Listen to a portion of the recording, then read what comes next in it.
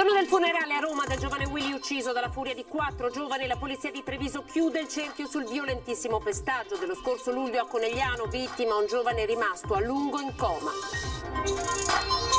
Meno 2 giorni all'avvio della scuola in Veneto dalla Regione. Tutte le ultime indicazioni per insegnanti e genitori, dall'uso della mascherina ai casi di febbre o contagio.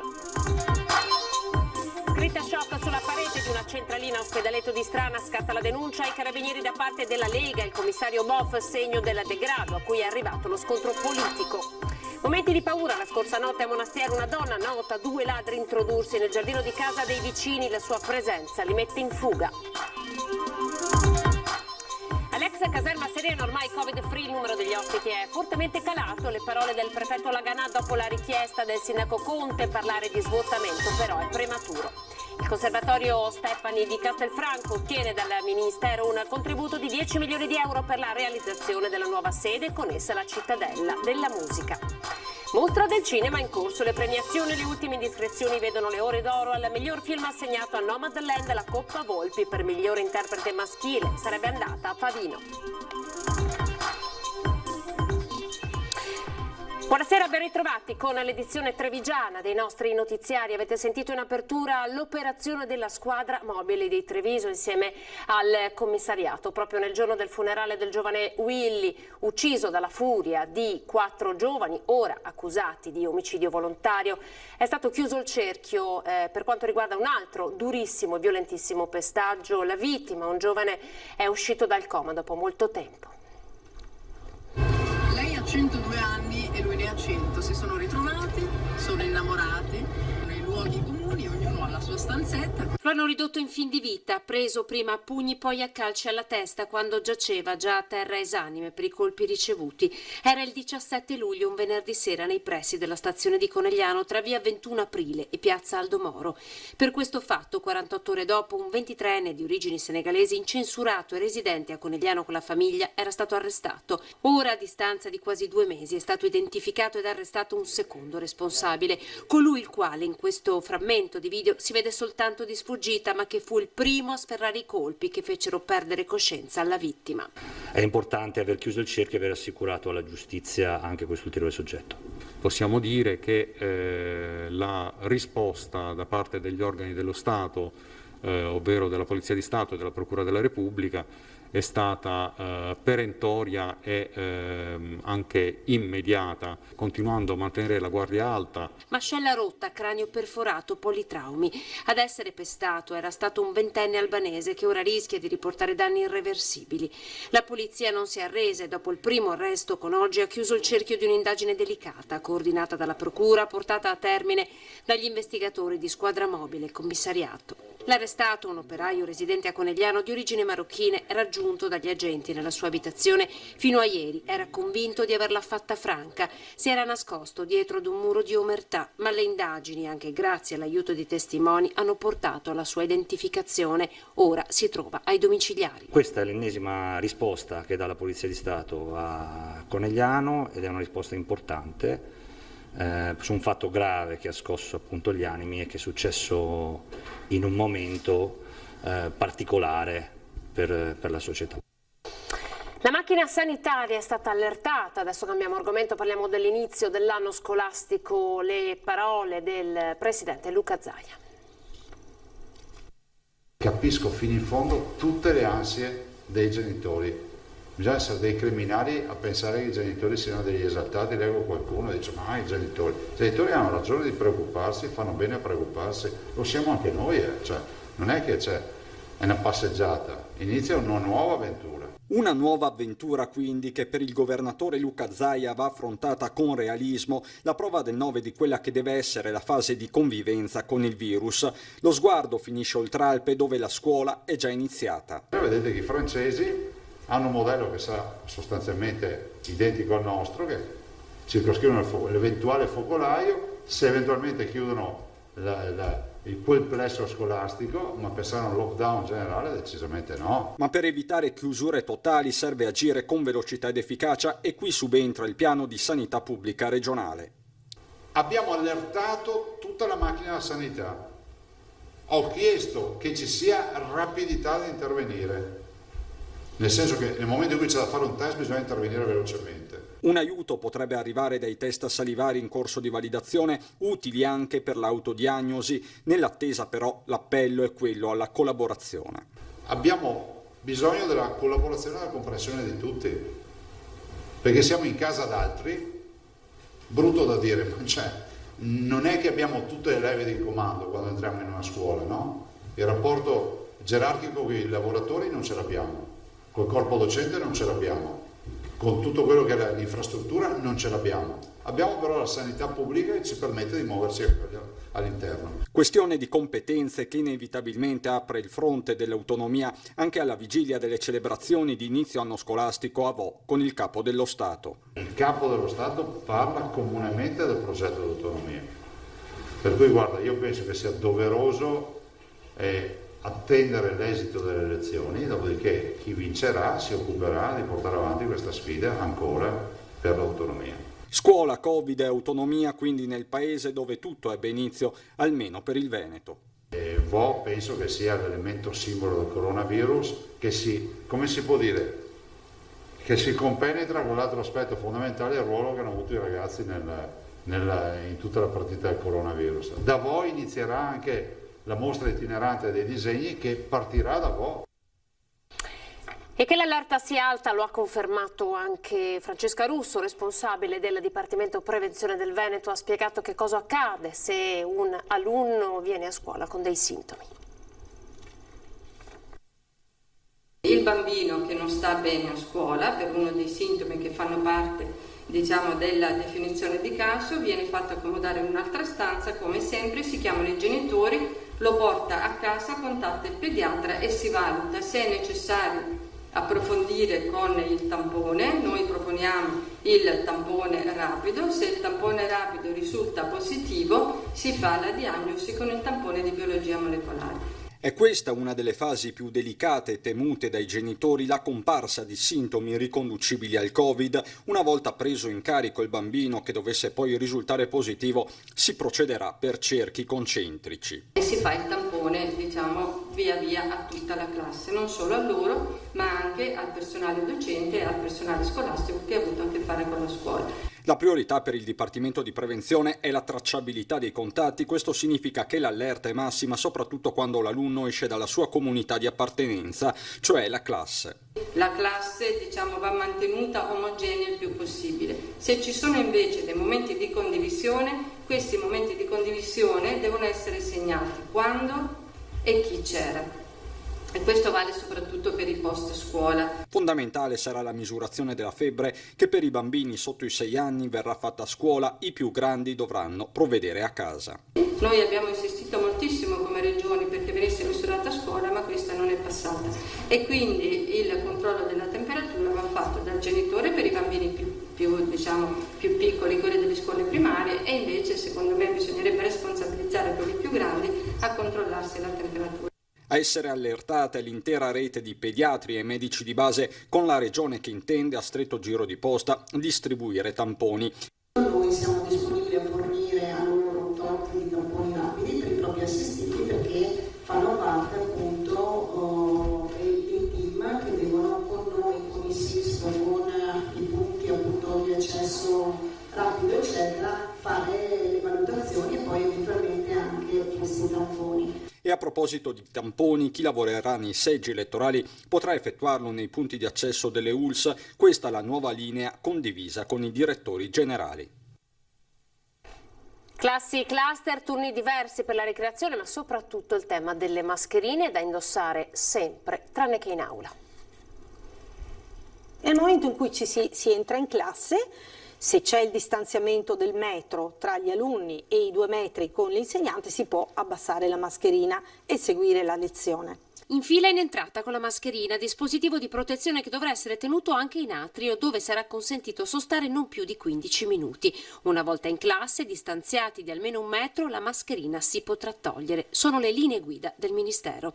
Nell'ultimo verbale del 31 agosto il Comitato Tecnico Scientifico parla solo di mascherine chirurgiche, mentre fino al 28 maggio in classe erano consentite anche quelle di prossimità, ovvero quelle lavabili in tessuto, decisamente più economiche per le famiglie. hanno sostanzialmente convenuto sul fatto che, essendoci questa fornitura, le mascherine chirurgiche sicuramente possono assicurare anche una maggiore protezione. Quante mascherine serviranno per le scuole del Veneto? Io ho fatto un calcolo che essendo 11 milioni di mascherine al giorno per 200 giorni di lezione sono 2 miliardi e 200 mila mascherine che dovranno essere fornite. Quindi le scuole hanno quasi tutte dal 27 di agosto hanno cominciato ad avere una prima fornitura che può coprire una settimana, un mese, a seconda questo del numero di studenti. La fornitura dovrebbe arrivare in maniera scadenzata durante tutto l'anno, questa è la promessa del governo. La mascherina dovrà essere indossata anche a ricreazione. Noi abbiamo consigliato alle scuole, ovviamente secondo la logistica che poi ogni scuola ha, di differenziare anche le ricreazioni. La merenda potrà essere portata da casa e non dovrà essere necessariamente confezionata. Assolutamente no, non c'è nulla di questo tipo. Ed ora andiamo all'ex caserma Serena, ormai Covid-free, il numero degli ospiti è fortemente calato, molti richiedenti asilo hanno deciso di andarsene, ma parlare di svuotamento è ancora prematuro. Il maxi focolaio di Covid all'ex caserma Serena, che aveva fatto invocare al sindaco Mario Conte l'immediata chiusura del centro di accoglienza ai confini tra Treviso e Dosson, ha spinto molti richiedenti asilo, una volta terminata l'emergenza e dichiarata la struttura Covid-free, a lasciarla. Se a luglio i migranti erano circa 300, ad oggi ne sono rimasti 215, mentre all'ex Zanusso di Oderzo sono meno di 200. Una prima riduzione c'è stata per la fuoriuscita dei primi negativizzati in numero contenuto, perché quelli erano i posti che erano disponibili in accoglienza diffusa. Poi vi sono state le uscite determinate dal fatto che si era concluso l'iter previsto. Sono stati adottati alcuni provvedimenti di revoca dell'accoglienza per vari soggetti che avevano tenuto dei comportamenti non opportuni, e poi abbiamo avuto gli allontanamenti volontari, numerosi richiedenti asilo che sono usciti volontariamente e, come sappiamo, dopo 3 giorni di allontanamento senza motivazione automaticamente si revoca l'accoglienza. Quindi sono numeri assolutamente ridotti sia alla Zanusso che alla Serena. Allontanamenti legati anche al timore di nuove quarantene. Di fatto il contagio di massa ha costituito per molti ospiti dell'ex caserma una svolta. Ma il prefetto è quanto mai prudente a parlare di svuotamento vicino. A Lampedusa continuano gli sbarchi e sebbene l'hotspot sia stato svuotato, la tensione è alta e sono migliaia i migranti approdati nelle scorse settimane che vanno ricollocati. Tema congelato come sempre in campagna elettorale, che però dopo l'appuntamento con le urne difficilmente potrà continuare a essere ignorato. Certo, l'auspicio è chiudere la caserma. Non posso però nascondere a me stessa che la situazione che c'è in questo momento nel nostro paese, con arrivi continui, almeno fino a qualche settimana fa, e con la necessità di eventualmente ricollocare profughi una volta che hanno fatto le varie quarantene, e che per ora non ci ha riguardato, non posso escludere che ci sia una qualche necessità. Io mi auguro che non sia così e che quindi si possa proseguire nello svuotamento, però facciamo parte di un paese, una nazione, chiaramente laddove dovessero queste risposte coinvolgerci non ci possiamo certamente tirare indietro.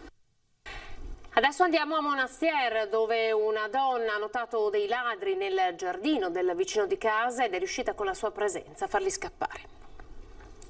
È successo che avevamo portato la cagnolina fuori a fare la pipì e la cagnolina ha dato un segnale, allora mia figlia ha guardato, ha visto un'ombra su per la casa. Poi il cane ha abbaiato ancora un po' di più e ha visto uno uscire dal giardino, correre e scappare per i campi.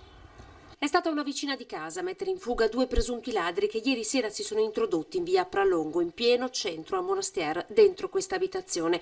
O meglio, ci hanno provato, erano in 2. Una volta vistisi scoperti, si sono dati alla fuga. Sono scappati per il porticino lì dei campi.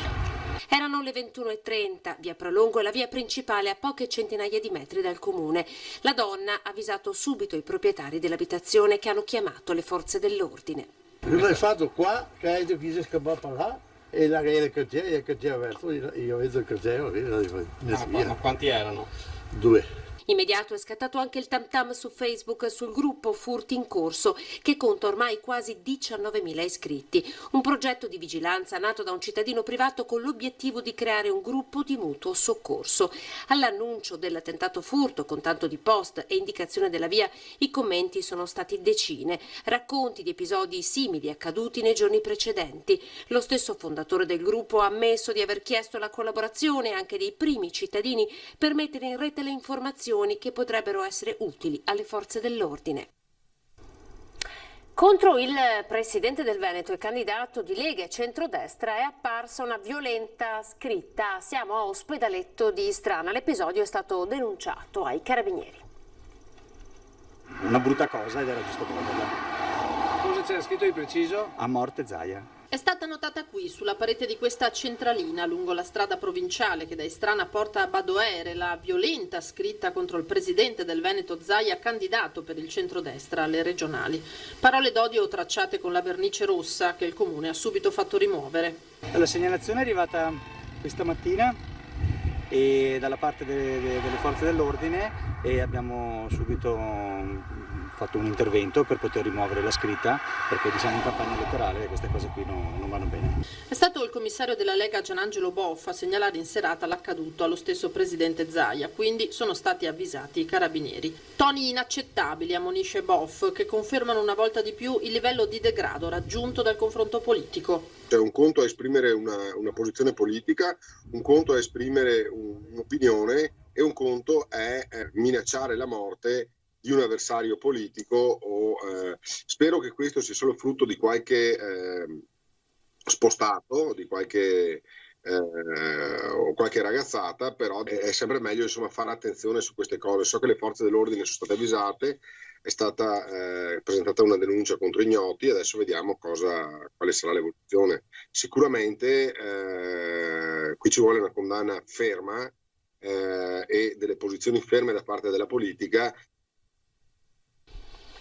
Andiamo in pubblicità.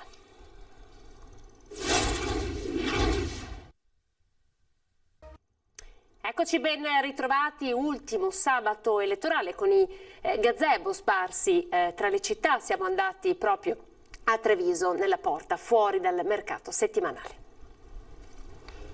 Bandiere, manifesti e volantini nell'ultimo sabato elettorale fuori dalle mura di Treviso. Gran passaggio di gente nel classico vai e vieni del mercato, subito catturata dagli attivisti delle varie liste e partiti. Già un primo test per capire quanta disaffezione ci sia o meno per la politica, partendo dal referendum per il taglio dei parlamentari. Come sta andando? Benissimo. Guarda, finito i volantini.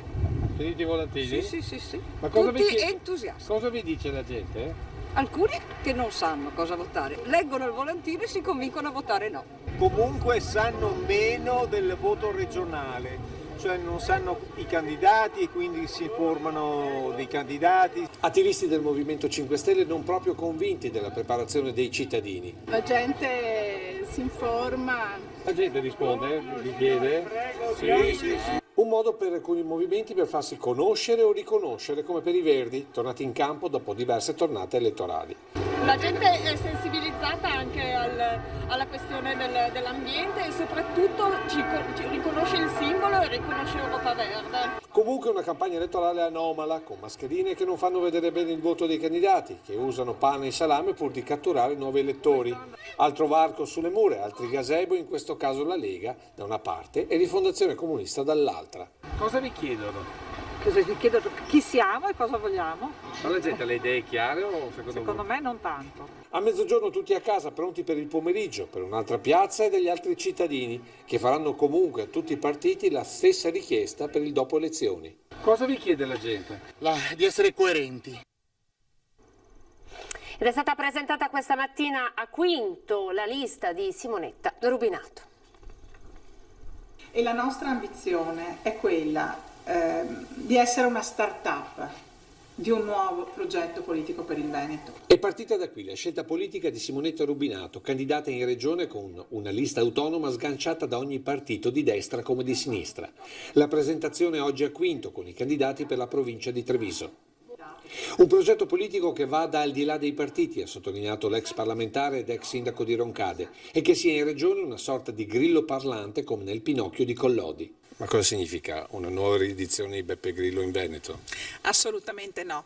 Noi siamo per la buona politica che riparta dai territori e dalla vita delle persone, non per l'antipolitica che tanto male ha fatto e sta facendo a questo Paese. Un movimento che vuole portare a frutto l'impegno da parlamentare della Rubinato per l'autonomia del Veneto, oggi più che mai dopo l'annuncio del ministro Boccia sul disegno di legge per le autonomie regionali. La legge quadro del ministro Boccia è solo un modo per allungare il brodo, allungare i tempi e cercare di far passare per autonomia, che non è, un mero decentramento amministrativo, cioè dare qualche potere autorizzatorio alla regione, ma non c'entra nulla con l'autogoverno del Veneto. Una competenza, quella di Simonetta Rubinato, riconosciuta da tutti sul tema dell'autonomia e che lei è pronta a condividere con Luca Zaia, anche per l'ex parlamentare, il probabile prossimo presidente del Veneto, al quale però chiede apertamente. Ti sei candidato per un terzo mandato, caro Luca.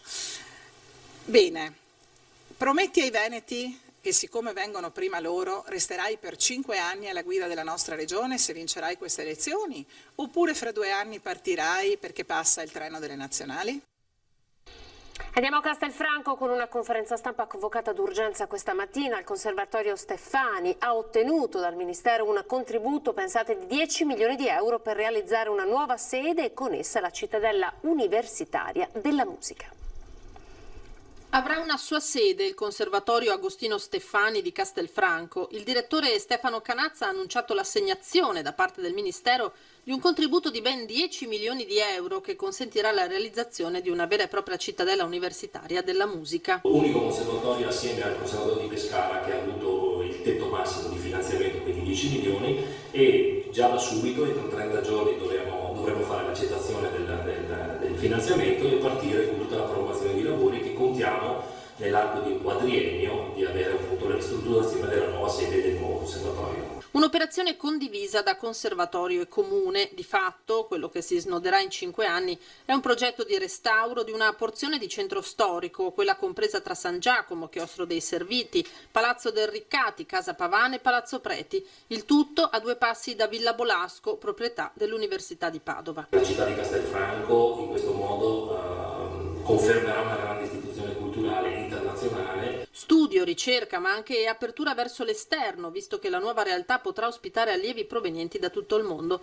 Un polo del quale si prevede di decentrare attività di formazione universitaria della musica nelle future sedi di capoluoghi di provincia, Treviso e Belluno. Una moderna università della musica destinata a fare da volano non solo culturale ma anche economico per il territorio. E ora le immagini della vendemmia solidale che si è tenuta ieri pomeriggio sulle colline UNESCO, l'ennesimo segno di una sensibilità verso gli altri che nella Marca vale solo per il Caffoncello oltre 4 milioni di euro.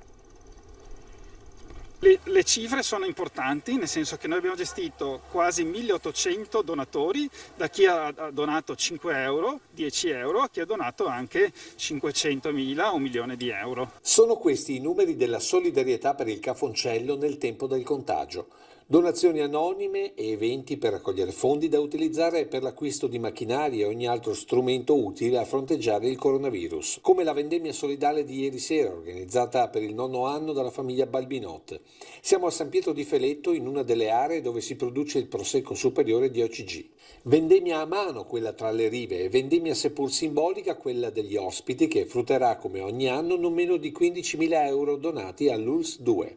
In maniera, chiamiamola, un po' simbolica, per cui ho raccolto un po' gli amici. Tra i presenti Marco Varisco, artista del vetro. È stata pensata prima di farla per decidere di farla o non farla, ma il buon cuore della famiglia Balbinot ha detto portiamola avanti anche in questo momento molto difficile. Testimonial dell'evento, come oramai da molti anni, Sammy Basso, che lancia un appello ai negazionisti del coronavirus. Dico semplicemente di informarsi.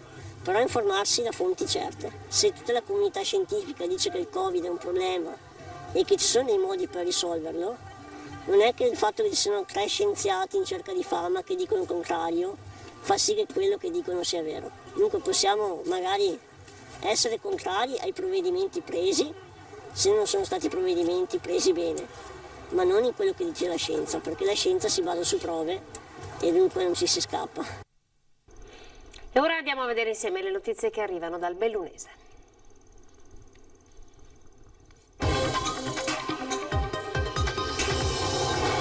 E c'è ancora Cortina sotto i riflettori per il coronavirus con il focolaio all'hotel Alaska. Nel centralissimo largo delle Poste il contagio si è propagato fra parte del personale. Martedì la notizia della positività della cuoca dell'Hotel Alaska accertata da un doppio tampone, il primo effettuato in un laboratorio privato, la controprova dall'ULS 1 che l'ha presa in carico e fatto scattare isolamento e verifiche fra il personale dell'albergo. Ieri la notizia che metà dei dipendenti della struttura alberghiera, per la precisione 10 lavoratori, sono risultati positivi. Il Dipartimento di Prevenzione ha attivato immediatamente una sessione straordinaria di tamponi per gli ospiti dell'albergo, una ventina in tutto, gli ultimi rimasti prima della chiusura stagionale a partire da domani.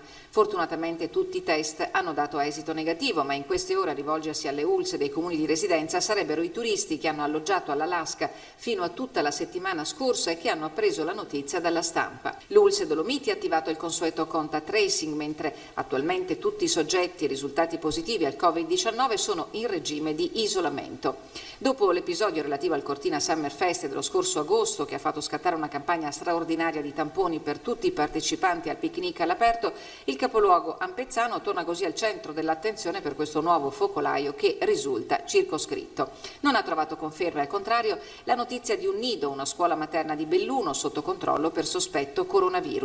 I nuovi casi positivi di oggi in ULS Dolomiti sono 4 e tutti riferiti a persone adulte.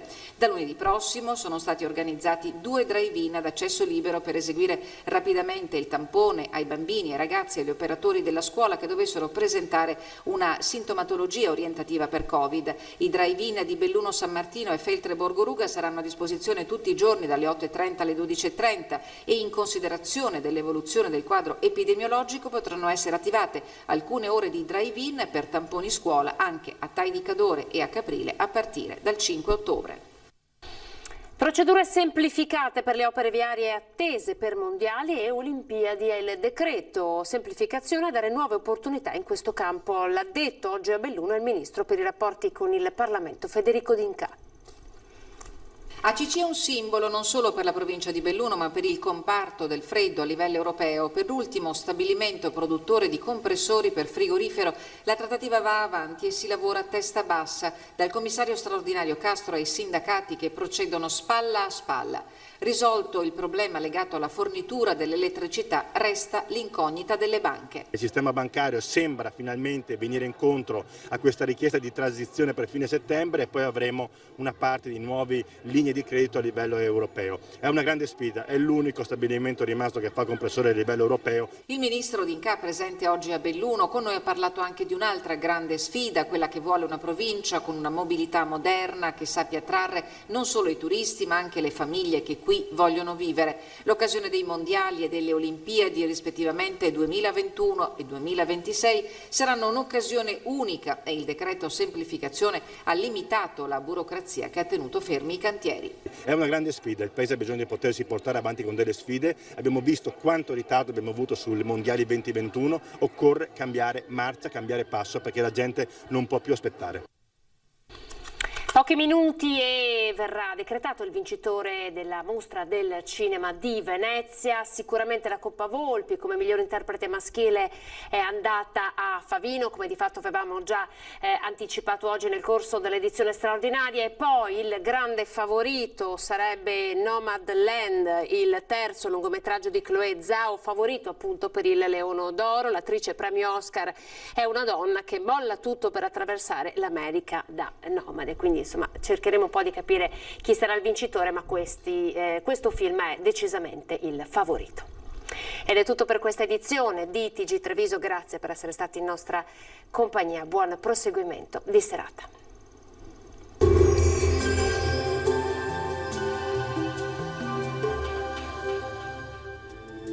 Bentrovati al meteo. Anticiclone ben presente sull'Italia e dunque anche sul nostro territorio farà sentire il suo effetto. Il dettaglio di domenica 13 settembre.